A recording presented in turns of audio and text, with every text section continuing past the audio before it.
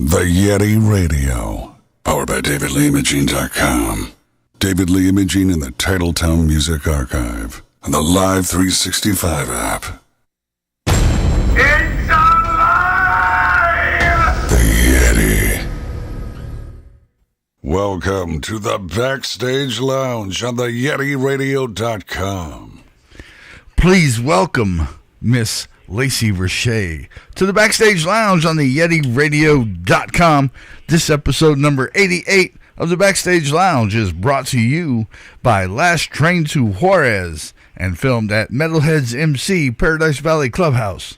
For the Whiskey Wednesday acoustic sessions, here's Miss LACEY RASHEA and Dear Little Me on the Yeti Radio's Backstage Lounge.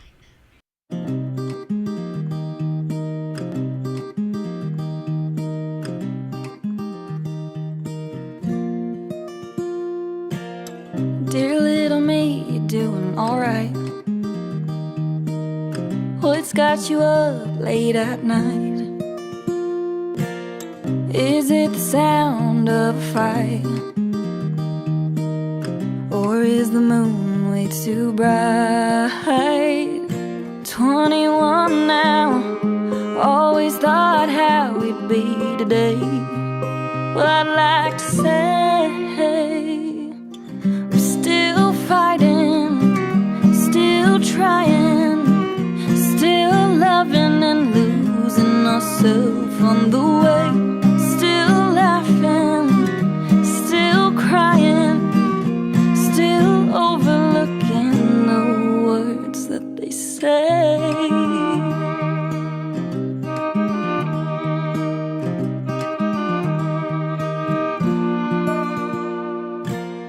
Dear little me, I'm missing you. Wish you would tell me what to do. If I was in your shoes, would you be missing me too?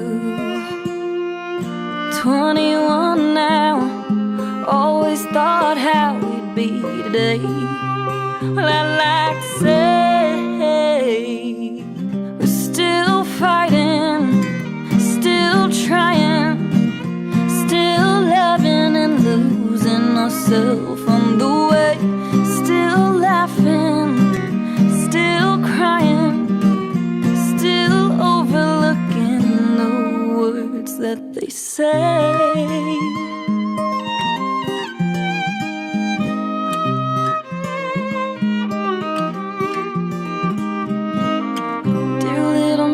Right on track. Don't worry, I've got your back.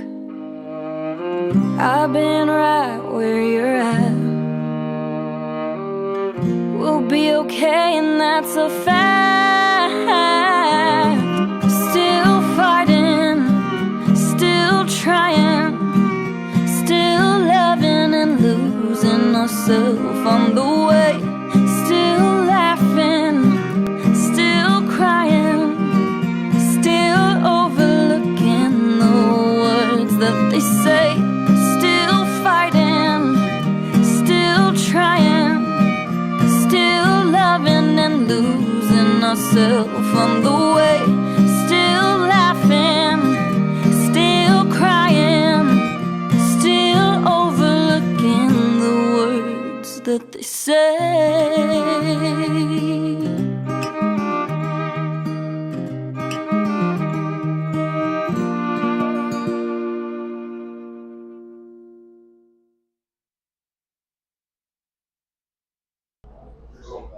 Good evening and welcome to the Yeti Radio live at MetalHeads, sponsored by Last Train to Juarez. Tonight we have Miss LACEY RASHEA. Hello. Doing an acoustic set tonight, yes? Yes, we are. Awesome. Yes. Welcome. I'm very happy to be here. I'm honored. I as well. It's we've finally got a couple of local country artists to come down to MetalHeads and partake in Whiskey Wednesday acoustic nights, and it's been pretty popular, and we've been having a lot of fun with it. Yes, that's exciting. I'm glad to experience it tonight. So how long have you been in music? Well, I've been doing music pretty much ever since I could speak. It kind of started with writing first, and Okay. my dad, who's here today, he started off in a country band as well. So I guess that's kind of just always happened for a reason. My whole family is super into music, and we would do a lot of karaoke nights at my Nana's house, and so my whole family would sing, and I think that's where it started, where I found my voice there. And then it wasn't until about 3.5 years ago where I was bartending in spots where they had live music, and I'm like, you could do this for a living. So I tried it out, found a band, went on Facebook and all the groups and found a band, and that's kind of where it started, and we've just been going ever since. That's awesome. You answered quite a few questions with all that. So that. Yeah, I'm pretty much chatty Cathy over here. No, you're good. It's kind of the way this works because this is essentially about you, your music, and your songs will be played at the beginning and the end of this tomorrow when I post it. Yeah. I'll send you the link and you'll be able to check Perfect. it all out. But who are some of your biggest influences? Well, first, my dad, that's a given. A lot, too, with Miranda Lambert, Chris Stapleton, Waylon Jennings. I got his tattoo right here. Okay. Kind of like that old, just anybody that really isn't doing what everybody else is doing, and they have their own voice, and they're not afraid to say it. Kind of anybody that considers himself an outlaw, or I consider them to be, is where I draw a lot of my influence from, musically and also as a person too.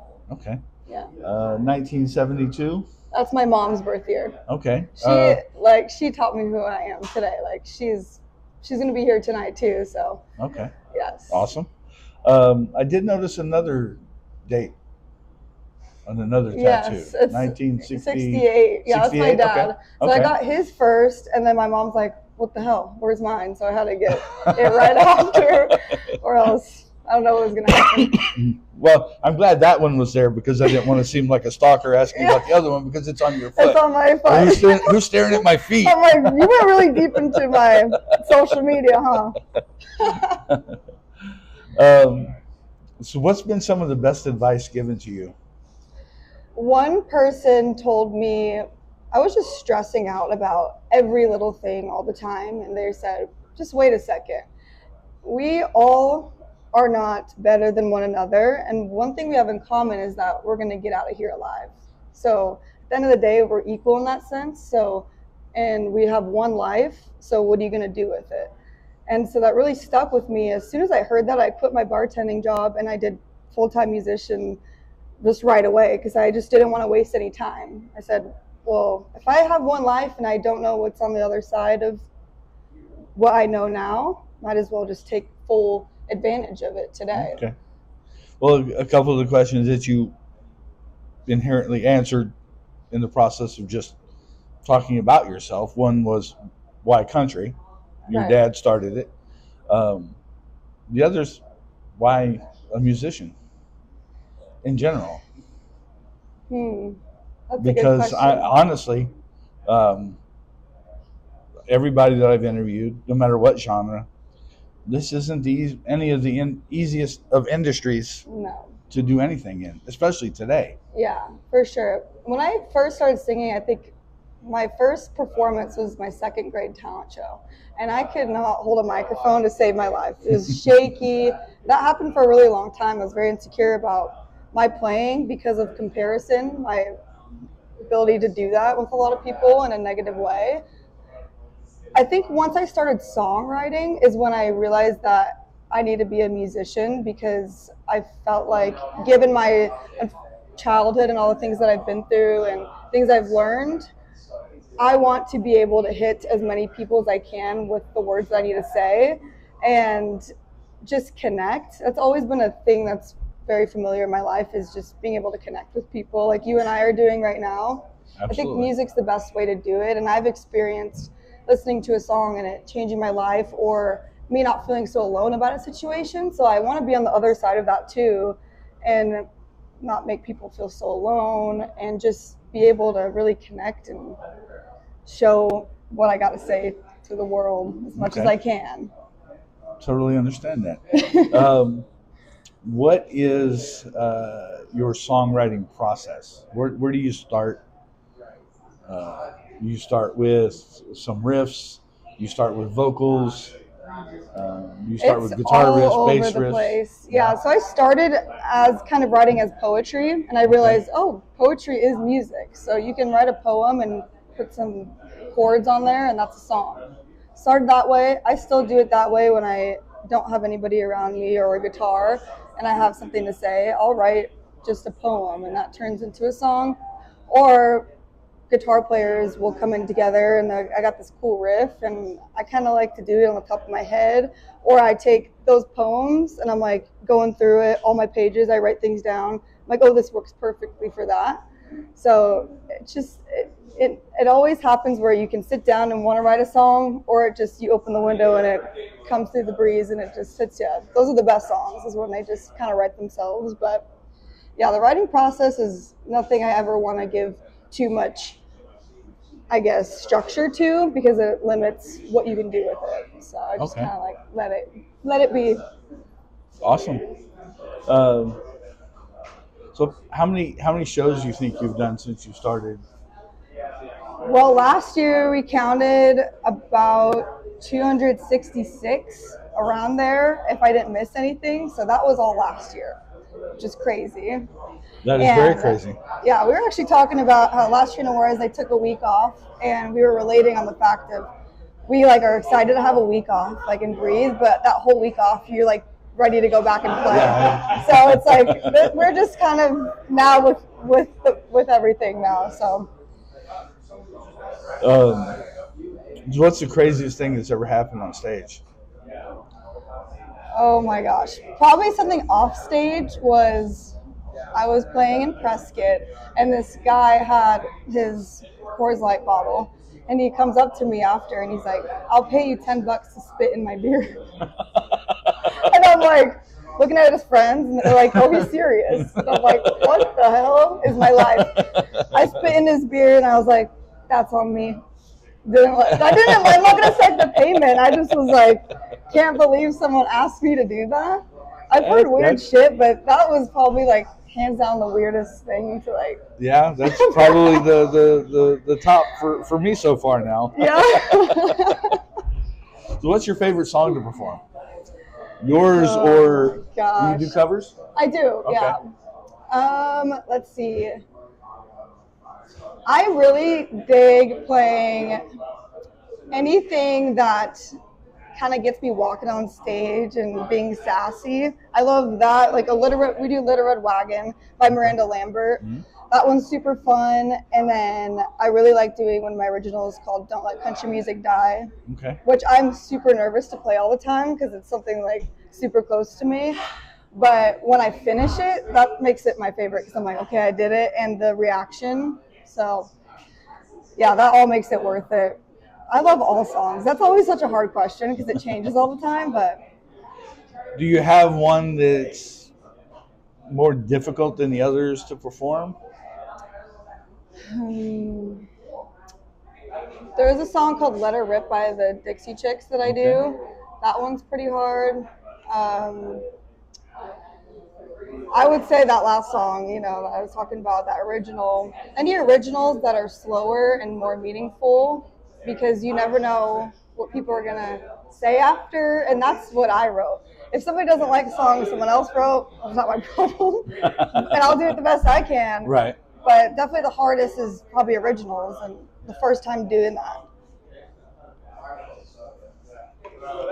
So what's one thing you want everybody to know specifically about you, the country singer? That I am not going to completely stick to country, and if you've been to my shows, you know that. I love classic rock, blues, jazz, so you're going to get a taste of a little bit of everything. And I won't hold back on the deep stuff that I talk about, either in my songwriting.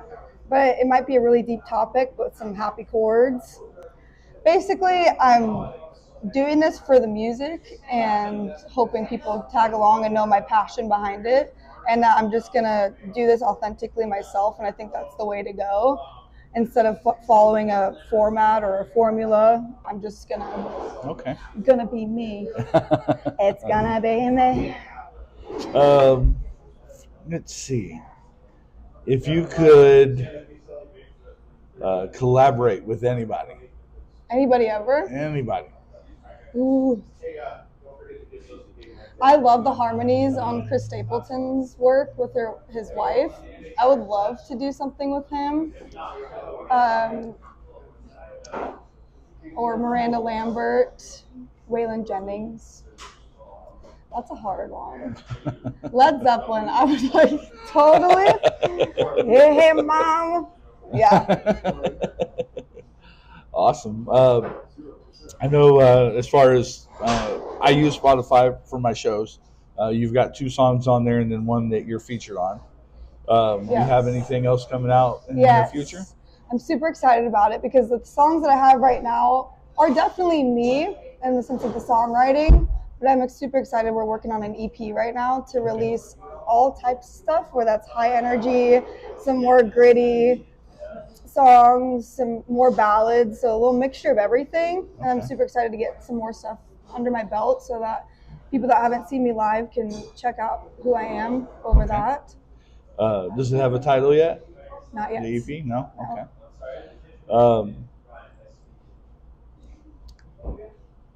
Let's see. You got any other shows coming up sometime soon? Man, I don't even know what I'm doing tomorrow. We got 5 shows this week. So. 5 shows this week. Oh, yes, wow. We're playing a rodeo. We're playing in Glendale. We're all over the place. Like So you're going to be at Lucy's? Lucy's. Okay. Yes. And that's Friday. Friday? Okay. And then we have the Country Fest going on in Rocky Point, Mexico. Okay. At Manny's. So they're having a pre-party for that at the Trophy Bar in Chandler. So we're doing that on Saturday. Then we're going over to the rodeo right after to play there. And then we're going to Tempe on Sunday. So when's the Country Fest in I play Mexico? May 16th. So it's May 16th to the 18th. Wow. Yes. So it's coming right up. I'm excited. I was like, Last Train to Juarez is very familiar with Rocky Point. So am I. So I think I saw them for the first time when I was like 16 years old there. Okay. So I've been trying to make it down there, and I'm not going to make it. Probably won't make it till next year. So. Yeah. Well, let me know because I'll go. For sure. That's going to be a blast. Yeah. Where's your favorite place to play locally? Ooh, that's so hard because the venues are always great. I think when a place is the best for me, it's more the crowd, and that changes all the time. I don't know if I can even answer that right now because it just does change all the time, because one of my favorite venues, I wouldn't have the best crowd at that certain night. So anywhere where the crowd is loud. We like to be loud as a band, so I expect that also from crowd thing, because the more energy you give, the more more energy that they give is more we're gonna give too. So right. Okay. Yeah.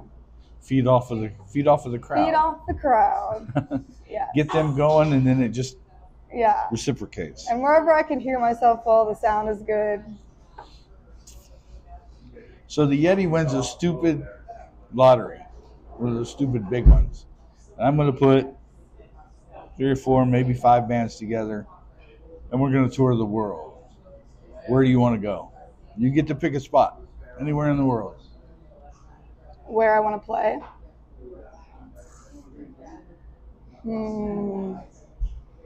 Billy Bob's in Texas. Okay. It doesn't get any better than where the bands want to go. Yeah.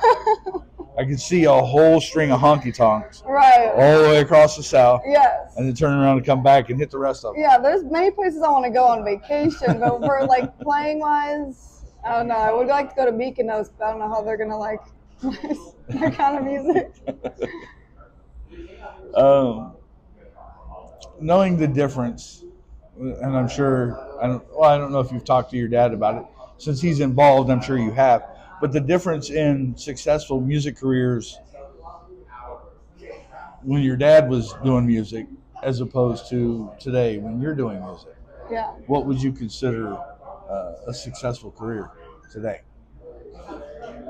In a deep way, I think success always has to do with what fulfills you. If you, as a musician, only care about, you want to stay home and just be able to afford your rent and put food on your plate by playing music, then so be it, which I feel successful right now because I can do that. Being able to say, I'm doing something I love and it's paying my rent and all that.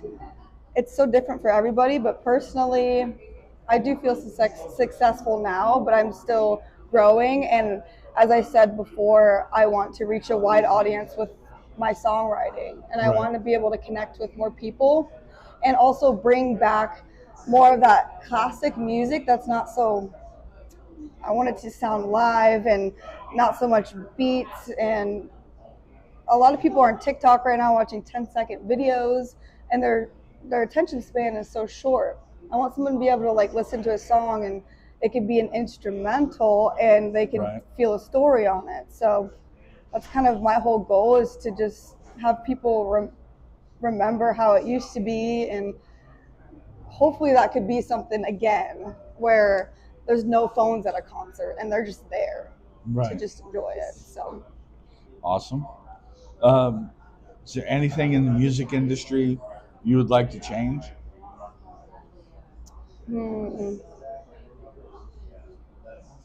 Maybe with those TikTok artists that do become popular on there, which is great. I love how that app is getting people to be discovered, but getting them more of, they take them and put them on a live show and they've never had any live show experience, but giving them kind of a chance to get some, or getting bands that have been playing like we have every weekend, 5-7 days a week, kind of more of people scouting people out again in small bars, and instead of just on their phones, and just going into a random town, finding a band that you're like, I'm talking about the labels, going to go find that. I think they're taking the easy route by looking at TikTok, which I don't want to discredit those artists at all, because I think there's some amazing people that have come from that. Right. But I think that's also something that could happen more. Okay. I get it, because, but like a live stream is different than being live on stage. Yeah. Because the crowd's not in your face. Yeah. Can they handle that? Right. It's and that's always a tough thing. Like, I've played shows where afterward they're not clapping after, and it's, all of us musicians need this reassurance, and also we're human beings that need energy to like move forward. So we're using all this, and sometimes it's hard when we're not getting the response we want, or if I'm having a tough day and I'm the front man and I always have to be on. And even on my breaks, I don't take breaks really. I go and talk to the audience. So I'm never sitting down by myself. I always have to be up and do what I'm doing, and it can be tough some days. And I don't want to complain about it because I'm very lucky, but those are things that happen that, wake it up and you're just like, I'm just not feeling it today, and you wish you could take a sick day, but you can't. And you got to be a kind person and show who you really are, because someone will meet you one day and be like, oh, she was a bitch, because I just, I've been there. It's tough. But as a fan, I have people that I won't go see. Yeah. And they're famous. Yeah. It was once, and no thank you, I won't do that again. And it's sad, unfortunately. But sometimes it does go to people's heads in more ways than one. Yeah. And it's fascinating to sit back as a fan and watch all that happen, because it's just like, if it wasn't for us, a lot of this wouldn't be happening, But do you have a guesstimated time when your time frame on the EP coming out? We want to do it by this summer for sure. So we might do some singles before that will be on the EP, just for like a little teaser. But we want to do this by the end of the summer. End of summer? Before that, in that range, if it all goes well. before the end of the Arizona summer. Arizona summer. There you go. I got more time now. But no, it's expensive to record, and you want to get like a good sound, and we're perfectionists, so it's definitely been taking some time. And you know, I'm the definition of a struggling musician. You know, it's kind of. Who's your producer? We work with a few people in Arizona and also out of state. So we're working with a bunch of people right now. Okay. Yeah. Awesome. How long did it take you to get your band put together once you decided Oh to my do a gosh. band? I've had like 14 guitar players, 17 drummers, maybe like 5 bass players. I got lucky on that because there's a shortage of them here in Arizona, if you don't know that. But no, I've had definitely a lot of different bands, and sometimes I'll have the best player, but they just don't have a good hang, and that's really important as a band that's playing together all the time. Like if you're a dick, like, and you play amazing, I'd rather choose a better hang and a less better player, you know. So I think I met my current band a year ago, and they're all my age. I thought I needed to play with these seasoned musicians that are older than me, but I ended up finding some people with the same self-determination, discipline than I do, and you always have struggles in a band. I always wish there was a camera following us because it'd be a really good reality show, but right now. How many of them did you bring with you for the show tonight?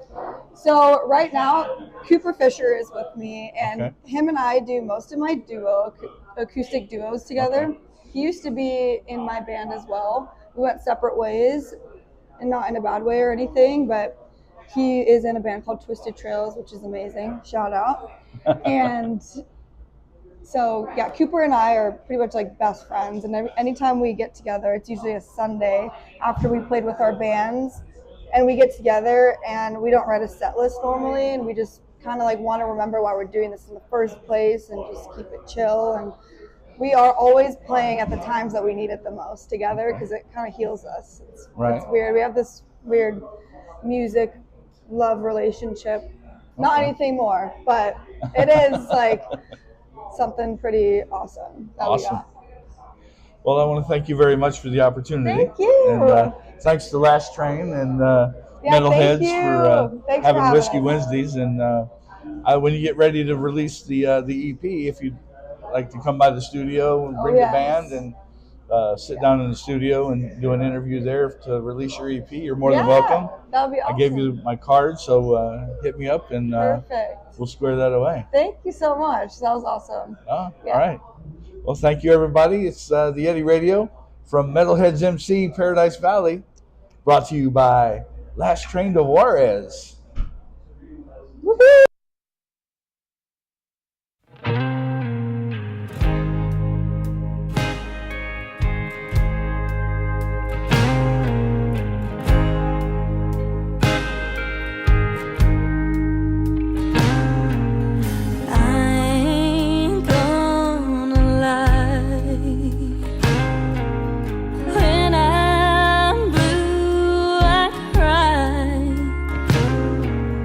Wanted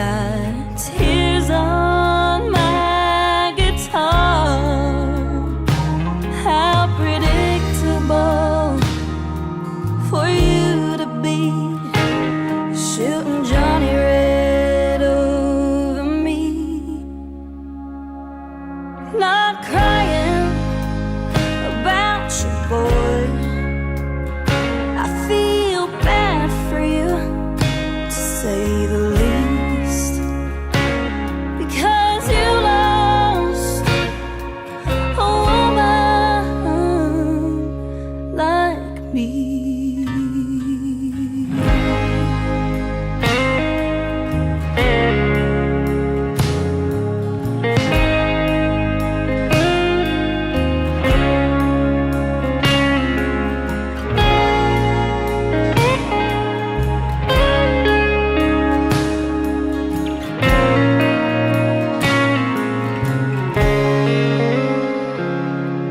I've always been a broken soul. You still took a piece of me on the road.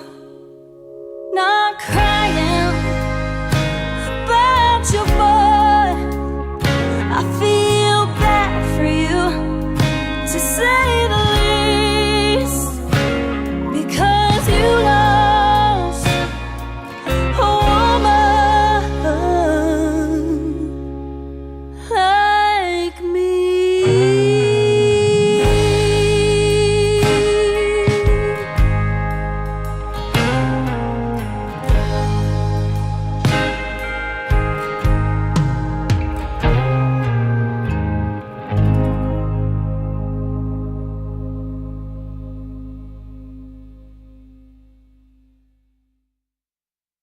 Welcome to the Backstage Lounge on the YetiRadio.com.